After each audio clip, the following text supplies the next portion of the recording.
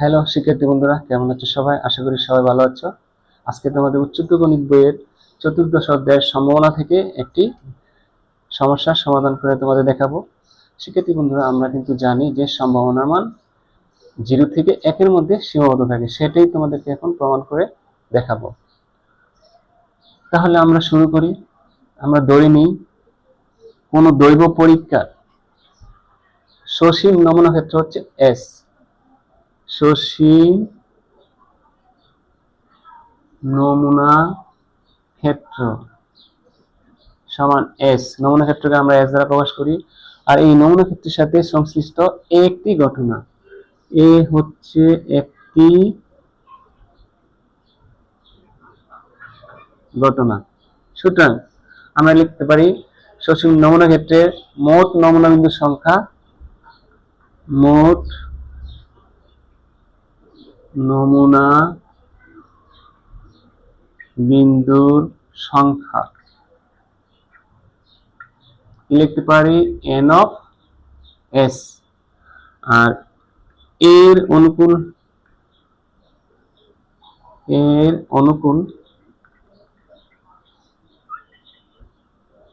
নমুনা বিন্দুর সংখ্যা, নমুনা বিন্দুর সংখ্যা আমরা এটা লিখতে পারি n of a। তাহলে শিক্ষার্থী বন্ধুরা, আমরা সম্ভাবনার যে গাণিতিক সংজ্ঞা অনুসারে কি লিখতে পারি? লিখতে পারি এই ঘটনার সম্ভাবনা p of a সমান, উপরে হবে অনুকূল নমুনা বিন্দুর সংখ্যা n of a, আর নিচে হবে মোট নমুনা বিন্দুর সংখ্যা n of s। এখানে স্পষ্ট যে এর উপাদান সংখ্যা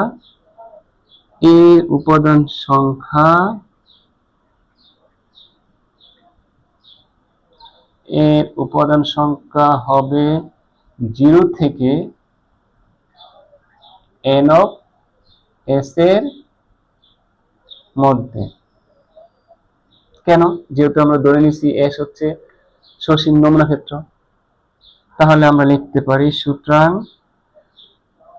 0 less than equal n of a less than equal n of s, অর্থাৎ 0 থেকে s এর n of s এর মধ্যে থাকবে।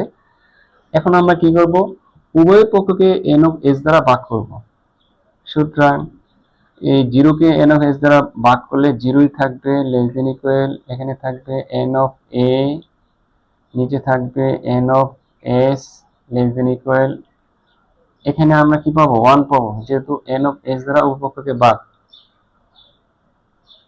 সুতরাং আমরা লিখতে পারি 0 less than equal এই n of a by n of s সমান কি?